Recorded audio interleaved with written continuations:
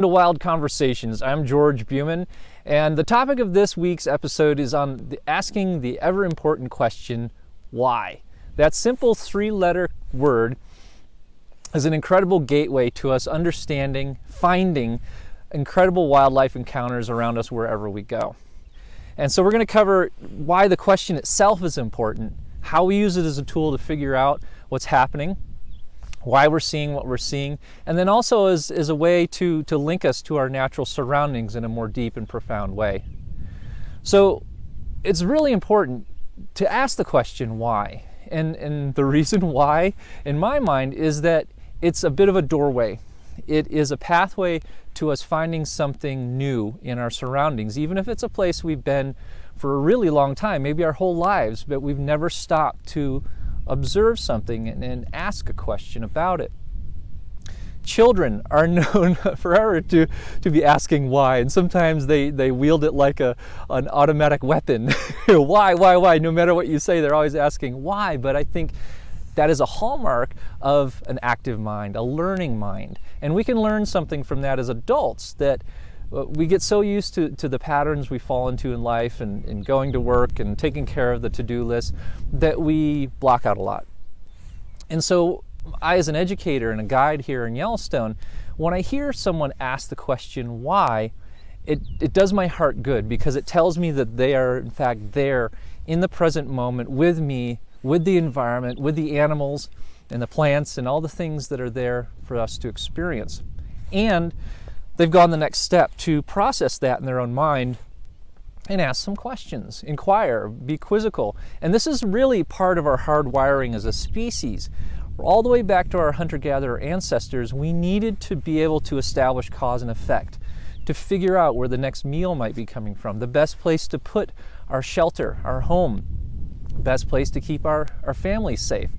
And establishing patterns in our environment is just part of who we are. And we're not the only ones. Other species are doing the same things.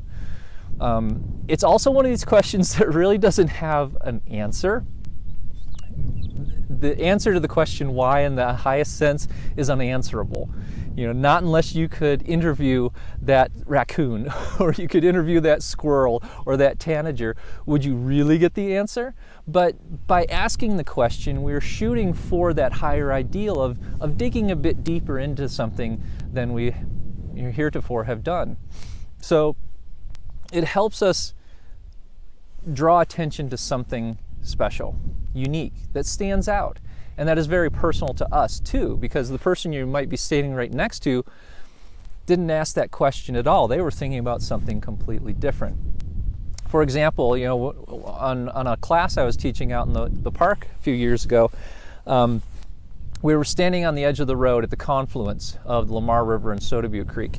And those of you who know the park know that area. And the river and the creek are right close to the road. And there's an embankment that goes up to the north with a bit of a cliff on it. And there's a line of trees there. And as we got out of the vehicle, we're watching, there's a moose in the willows across the road and across the river. There's some bighorn sheep up on the hill. And after a while, some of the students notice the golden eagle up in the tree. And after everybody had a chance to see it and say, oh wow, that's cool, that's neat, the questions started. Why is it up there? Why isn't it down the road? Why didn't we see any others? And that's that beautiful moment of opening another door. So a simple observation turns into something much, much more.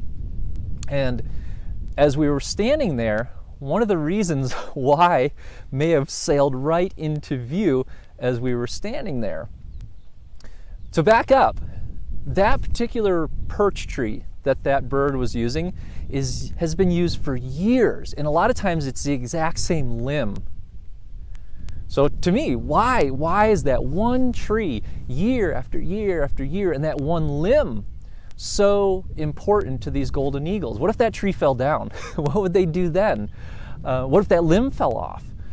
And through my watching, I've seen some pretty neat encounters surrounding literally that one tree, those eagles. I don't know if it's the exact same eagles or different birds, but they keep using that same tree and limb.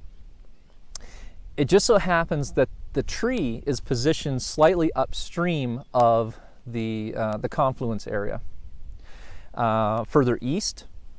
And I don't know if this is the case. We'd have to interview the eagles, but it seems to be plausible that, in that early morning sunshine, when the sun is rising over that area of Lamar Valley, the eagles have a beautiful view of that section of the valley, but also, most importantly, in the winter, a view of the only open water in the immediate vicinity. And why is that important? Well, in the wintertime, there's very little in the way of food supply for a lot of predatory birds, and that's why most migrate. Eagles, bald eagles, golden eagles, some of them will actually stay around. And they eat carrion, the remainders of winter kill or say an animal killed by wolves, or waterfowl. And as a duck or a goose, you need to feed. And the only place you can do that is in open water, where the rest of the valley and the water course is frozen solid. Not solid, but you know what I mean, on the surface. Those birds can't feed.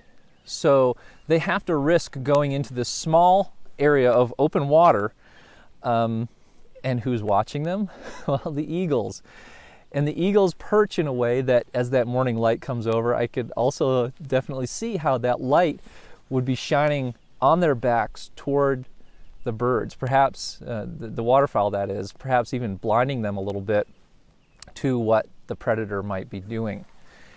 And I actually got to see an interaction once at that very spot involving that same tree and maybe even one of the same eagles.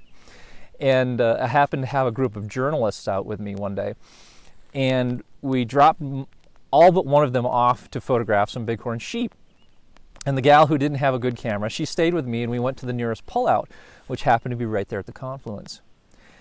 And as we're standing there watching, sadly, I think it was us that caused it, but this golden-eyed duck that was in the water at the confluence itself took flight.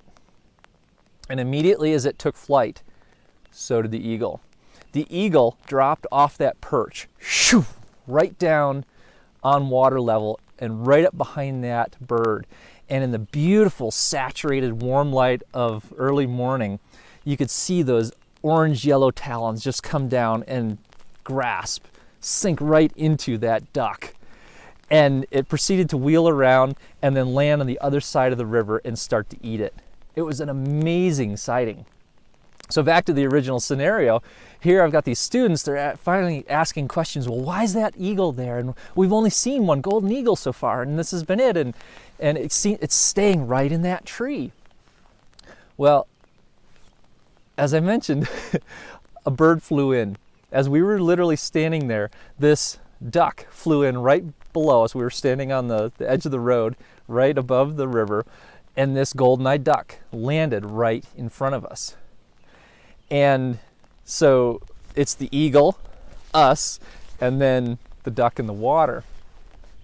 And my mind went to, why did this duck, when no other ducks have been in this area for as long as we've been here, this one chooses right now to land in this strip of open water?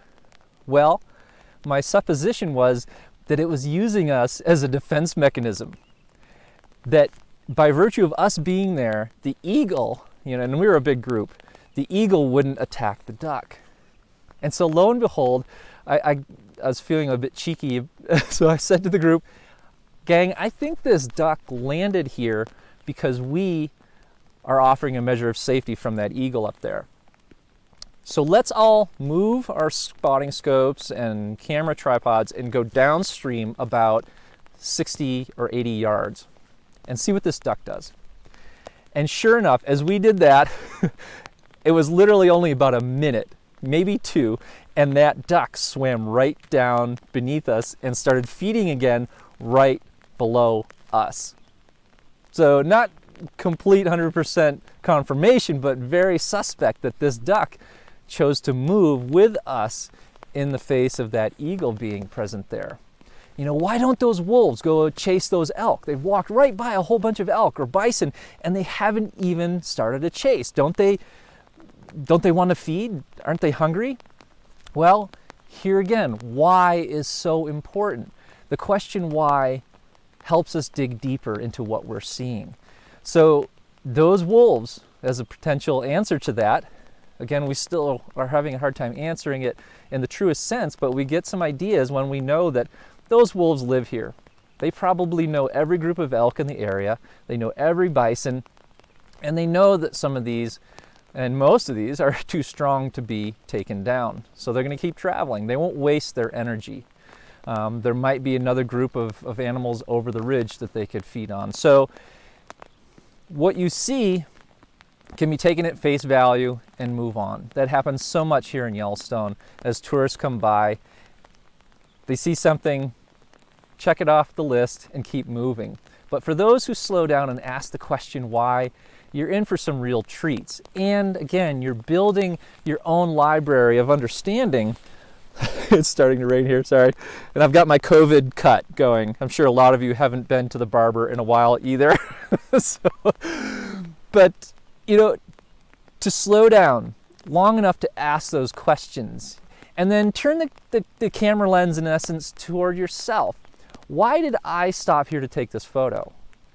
Why am I so fascinated by the behavior of these otters or this squirrel? Everyone else may have walked away, but everything can be interesting if we give it long enough and give it our attention. And what you often find is you sort of reflect inward. Why applies to the outer world for sure, but also asking, why did I stop here? Why am I looking into this? And that might be a harder question to answer, but it may be a very revelatory one. You see childcare being performed by another species. You see the sense of loss at the death of a mate or a loved one. There are a lot of similarities there. And as we start to ask the questions of why are we seeing what's going on out here? Why am I feeling the things I'm feeling? Why did I stop here? It builds the relationship between you and your surroundings, your most natural surroundings. And it provides a baseline to build it deeper, further still. So the next time you see something, you may see something much more nuanced and beautiful in that same set of behaviors. So ask why. Why here? Why do I see 3 and not 4? Why do I see a male and no females? Why do I see a single bison laying out there all by itself? Odds are it's a male. Males are the largest land animals in North America. They don't have to worry about anybody taking them on when they're in their physical prime. The whys can go on forever. So slow down enough, ask those questions, and look for some really neat answers. Log on to YellowstoneLife.com, download our 5 things you can do right now to tune into animal language.